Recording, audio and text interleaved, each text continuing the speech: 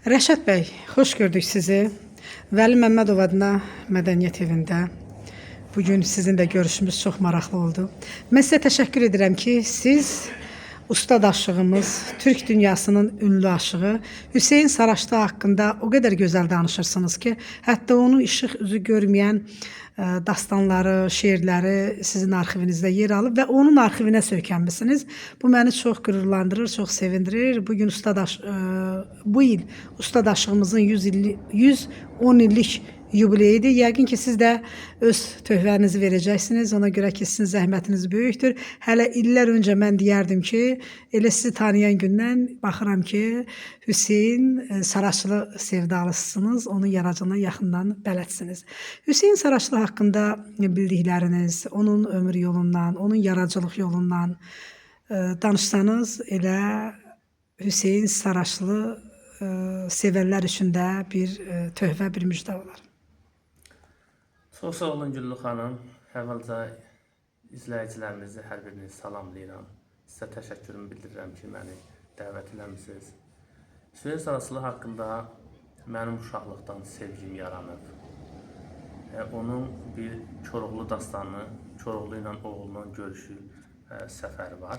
O dastanı o qədər sevirdim. Günlərlə o dastana qulaq asırdım. Mənim, yəni Hüseyn Saraçlıya vurğunluğum oradan başlayır. Şəxsən görmüsünüz? Xeyr, görməmişəm. Təəssüflər olsun ki, mən dünyaya gəlməmişdən bir il əvvəl o dünyasını dəyişir. Elə əsl insan ömrü budur da Rəşad bəy ki, deməli uzaqdan uzağa sevirsiniz, uzaqdan uzağa tanıyırsınız, ancaq könlünüzə, ruhunuza daha yaxın olur. Bəli. Yəni sonra belə deyim ki, 2015-ci ildən mən başladım artıq Hüseyn Saraçlı haqqında məlumatlar toplamağa, araşdırmağa. Hər kəsə məlumdur ki, o 1916-cı ildə Borçalı mahalının Saraçlı kəndindən Çoxallı tayfasında Qurban ağanın ailəsində dünyaya gəlir. Məsəl üçün, dəfələrlə müsahibələri var. Heç vaxt demir ki, mən 1916-cı ilin hansı ayında dünyaya gəlmişəm. Mənim üçün də maraqlı idi. Bir gün pasportuna baxdım. Sən deməyən, fevral ayının 15-də anadan olduğu gün atası güllələnir. O yüzden heç vaxt danışıqlarının heç birində demir ki, mən 1916-cı il fevral ayının 15-də anadan olmuşam. Həmişə deyir ki, 16-cı ildə anadan olmuşam. Rəşad bəy, mən bildiyimə görə, eşitdiyimə görə, hətta atasını gözünün qarşısında güllələnir. Bəli. Deməli, atası Borçalı Mahalı Bələdiyyə Məclisinə Hümbəs Sosial Demokratlar Partiyasından 1919-cu ildə deputat seçilir Borçalı Mahalı Bələdiyyə Məclisinə. Ondan əvvəl isə Hüseyn Saraçlının atası Qurban ağa, hansı ki Bakını xilas eləyənlər ki var, Qafqaz İslam ordusunun paşası Mürsəl Paşa ilə Saraçlı kəndinin yanında onları ağarlayır və Mürsəl Paşa ilə görüşür. 19-cu ildə isə deputat seçilir. 31-ci ildə isə Aşıq Hüseyn Saraçlının gözlərinin önündə güllələnir, özü də doğum günündə. Qurban kişi orada güllələnərkən anası Fatma xanım ağlamaqdan gözləri kör olur, qulaqdan da kar olur. Ancaq Qurban kişinin bacısı Zeynəb xanım isə 2 övlad anası vəfat edir. Qardaşının güllələndiyinə dözmür və dünyasını dəyişir. Hüseyn Saraçlı, yəni bu dərəcədə ağa bəy nəslidir, nəsli tayfası. Ana tərəfdən, süd tərəfindən belə deyim ki, 66-cı ildə Türkiyədə araşdırması gedən məşhur şair aşıq Qul Qaraninin iticəsidir. Belə iticəsidir. Qaranidir, Qaraninin atasının adı da Abdullahdır. Qaranidir, Qaraninin oğlu Vəlidir, Vəlinin oğlu Hacıdır, Hacının oğlu qızı Fatmadır, Fatmanın qızı Gülpəridir, Gülpərinin qızı Yetər xanımdır, Yetərin oğlu isə Aşıq Hüseyn Saraçlıdır. Aşıq Hüseyn Saraçlının atası Qurban kişi ilə anası, Aşıq Hüseynin anası isə əmi qızı, əmi oğludur. Vaxtilə Yetər xanımın atası, Hüseyn Saraçlının ata tərəfindən isə 4 babası çoxa olublar. Saraçlı kəndinin çoxası. Belə ki, çoxa alı olub. Çoxa alıdan sonra oğlu çoxa qurbandır. Sonra iki oğlu Çoxa Musa və Çoxa isə Saraçlı kəndinin çoxaları olub. Çoxa isə Hüseyn Saraçlının ana babasıdır. Ana babası o Çoxa isə Saraçlı kəndinin çoxası olarkən ondan əvvəl də Saraçlı kənd icmasının qılavası olub. O icmanın sədri olanda, qılavası olanda, sonra Saraçlı kəndinin çoxası olanda Səməd Vurğunun əmisi Həmid Ağa Vəkilov İsa kişinin mirzəsi olub. Hüseyn Saraçlının böyük qardaşı Həsən Həsənovu da onun köməkliyi ilə oxumağında yardımcı olub. Həmid Ağa Vəkilov gimnaziyanı bitirib və Akstafada müəllim işləyib. Hüseyn Saraçlı isə Aşıq İsmail Saraçlıya qulluq edib. Aşıq İsmail Saraçlıdan sonra Quşçu İbrahimə qulluq edib. Şair Ağacana qulluq edib. Saraçlı şair Hüseyn olub, ona qulluq edib. Şair Nəbiyə qulluq edib və Faxralı Sarvan Bayrama, Aşıq Sarvan Bayrama qulluq edib. 33-cü ildə Tiflisdə Ustadı Quşçu İbrahimlə çıxış edir folklor festivalında. 37-ci ildə yenə festivalda çıxış edir. Orada çıxış edərkən ilk mükafat alır. Tar, Fəxri Fərman və Qurultayın festivalın gerbini mükafat verirlər. 38-ci ildə iştirak edir. 47-də iştirak edir. Sonra Hüseyn Saraçlı 59-cu ildə Moskvada olur. 77-ci ildə olur. 82-ci ildə olur. 82-ci ildə isə deməli Azərbaycan konservatoriyasının 60 illik yubileyində Moskvada iştirak edir. Həmin orada Canəli Əkbərovun xanəndələrdən Canəli Əkbərov olur, dəstəsi ilə, aşıqlardan isə tək Hüseyn Saraçlı olur. Amma 77-ci ildə isə folklor festivalında çıxış edir. Orada isə qızıl medal alır. Hüseyn Saraçlının zəngin arxivi var. Məsəl üçün onun yaratdığı özünün 7 dənə dastanı var. Bir dəqiqə üzr istəyirəm. Bunu deyək, sonra keçid alaq arxivinə. Hüseyn Saraçlı Ulu Öndər Heydər Əliyevlə görüşüb. Bəli, bəli. O faktlar harda var? Hardan o istinadan söykənmək olar? Harda yazılıb? Harda bilirsiniz? Hüseyn Saraçlının özü danışığında deyir, Azad Ozan Kərimliyə olan danışığında, müsahibəsində deyir ki, mənim 20 dəqiqə Ulu Öndər Heydər Əliyevlə görüşmüşəm Aşıq Alının 180 illiyində və Mirzə İbrahimovun 70 illiyində görüşüb. Bu haqda görkəmli dövlət xadimi Həsən Həsənovun da yazısı var. Hətta Hüseyn Saraçlı... Nə gözəl, bu məqamlar mənim üçün çox maraqlı idi. Hətta Hüseyn Saraçlının Heydər Əliyevlə görüşünü tam variantını arxivdən çıxara bilməsəm də, arxivdən afişa kimi onu mən çıxartmışdım. Allah qəni-qəni rəhmət eləsin, Vüqar Tapdıqlının sayəsində. O mənə köməklik elədi, oradan götürdüm. Orada Aşıq Alının yubileyində tam versiya olmasa da Ulu Öndər Heydər Əliyevin əhatəsinə yığışıblar. Hətta orada tribunada əyləşib Hüseyn Saraçlı. Aşıq Alının 180 illiyində. Orada Əkbər Cəfərov da var, İmran Həsənov da. Amma sonra Hüseyn Saraçlı Ulu Öndər Heydər Əliyevlə təkbətək görüşü isə böyük maestro Niyazinin otağında görüşürlər, üzbəüz əyləşib çay içirlər. Hətta maraqlı diyaloqları da var. O çubuq məsələsi. Xeyr, çubuq məsələsi Səməd Vurğunun 70 illiyində olub Sadaqlı kəndi. Hüseyn Saraçlı çalanda deyir ki, bərlər qızıl anasıdır. Bəli, bəli. O da deyir ki, nə çətin işdir qızıllamaq. Əlindəki çubuğu satsan, hamımızın əlimiz qızıllar. Bəli, bəli. Ancaq burada Ulu Öndər Heydər Əliyevdən soruşur ki, belə Ulu Öndər Hüseyn Saraçlıdan soruşur ki, sizin dastanları dinləmişəm. Yəni, bəs dastanı o qədər gözəl danışırsınız, insan qeyri-ixtiyari min il keçmişə səfər edir. Neçə şagirdiniz var? Şeyin sırasında deyir ki, xırım-xırdalı 20-22 dənə.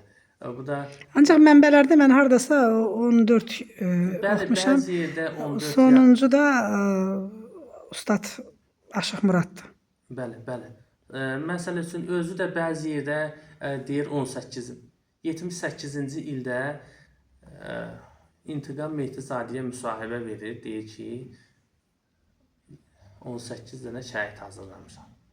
Məsəl üçün bəzisində deyir 14 dənə hazırlamışam. Yəqin ki, mənə elə gəlir ki 14 şairdir, ya tam kamilləşmiş. Yəqin onu nəzərdə tutur. Bəli, bəli. İndi Azad Ozan Kərimlidə isə yenə 17 nəfərin adını çəkir. Orada rəhmətli böyük şairimiz Zəlimxan Yaqub da var. Deyir ki, bəs bir neçələri də var da.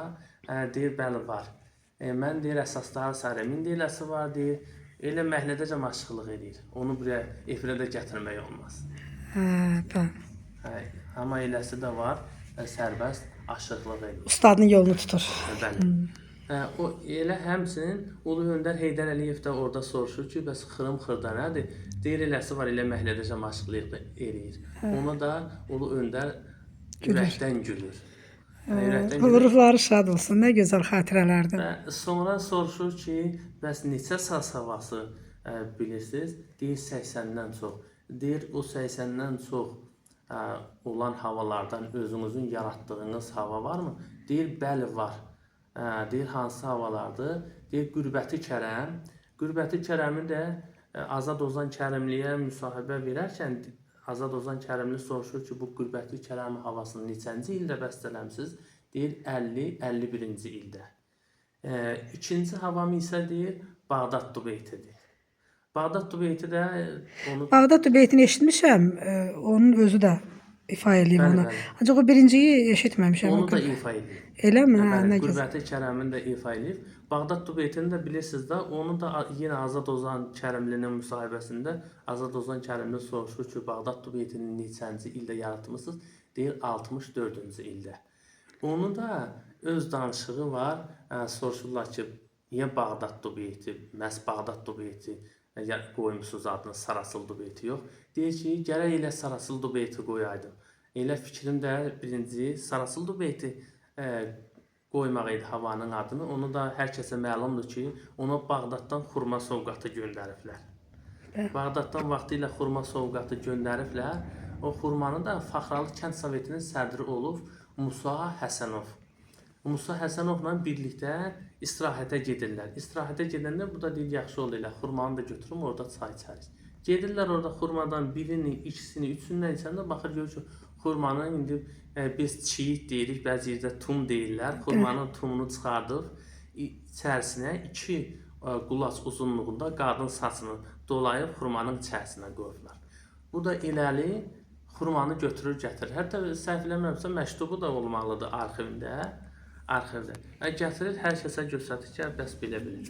O qızın şərəfinə, onu göndərən qadının şərəfinə havanın adını ilə qoyur Bağdad Dubeyti. Nə gözəl. Ona görə havanın, indi çox təəssüflər olsun, bəzi adamlar götürür o havanı, başqa adı qoyub, öz yanından başqa adına təbliğ edir. Onlarla da nə qədər mübahisə eləmişəm ki, bu kişinin haqqını dağmaq olmaz.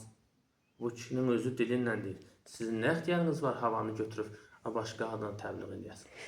Çox havaları indi eləyirlər də. Məsəl üçün o dastanı havasını nəsə bir başqa, Hüseyni deyirlər. İndi hansı variantı düzdür? O mənə elə gəlir ki, Hüseyni adı daha düzdür, o dastanı havası. Ancaq çox yerdə dastanı da deyirlər. Bizim Borçalıda o dastanı havasına dastanı deyirlər. Amma burada Azərbaycanda Hüseyni deyirlər. Çünki o havanı Aşıq Hüseyn Şəmkirli yaradıb bu havanı. Ona görə də onun adını elə mənim fikrim. Daha doğrusu Hüseyn daha doğrudur. Düzgün var. Hüseyni daha məqsədə uyğundur. İndi bizimkilər deyir ki, Aşıq Hüseyn Şəmkirlinin yaratdığı dastanı havası. Ancaq elə kişinin özünün adından olsa daha məqsədə uyğundur. Məntiqli deyil, daha düşündürücü. Ona qalanda bir çox havaların adları var. Məsəl üçün var Kərəm gözəlləməsi deyirlər. Əslində qalsa, indi mən arxivdən araşdırmalar aparmışam. Bir çox aşıqlar da deyir, Kərəmdə gözəlləmə yox, taxı. Əsli Kərəm dastanında Kərəmin bütün həyatı ağlamalıdır. O havanın lap qədim keçmiş aşıqlar olan Mahmudu Kərəm deyib. Mahmudu Kərəm. Mahmud da ki, bilirsiniz, Kərəmin ilk adı Mahmud olub, sonra Kərəmi olub. Və ondan sonra bəziləri də deyir ki, güya ki, Əhməd adında aşığı olub və yaxud Əhmədli vilayəti olub Osmanlıda. Ona görə bunun adı Əhmədi Kərəm deyirlər. Bəziləri də deyir Kərəm gözəlləməsi. Amma onu da belə fikirləşəndə, dərinə fikirləşəndə onun ən gözəli Mahmudu Kərəmdir. İndi təzə götürüb təbliğ edirlər, o havanın adı Kərəm şikəstəsi. Amma Kərəm şikəstəsi ki var, onu qədimi aşıqlar Zarıncı Kərəmiyə ikinci bir ad deyirlər. Bəs Zarıncının özü ayrı havada axı. Zarıncı, bilirəm, o havanın da qədimi aşıqlar ona Zarıncı Kərəmi deyir. Bəzi yerdə də... O həmin Zarıncı havasıdır, Zarıncı Kərəm. Bəli. İndi bəzi aşıqlarımız eləcə ona Zarıncı havası deyir. Ancaq köhnə qədimi aşıqlar ki var, ona elə deyirlər. İkinci ad olaraq da Kərəm şikəstəsi deyirlər ona. Elə şikəstəyə də həqiqətən oxşuyur o hava.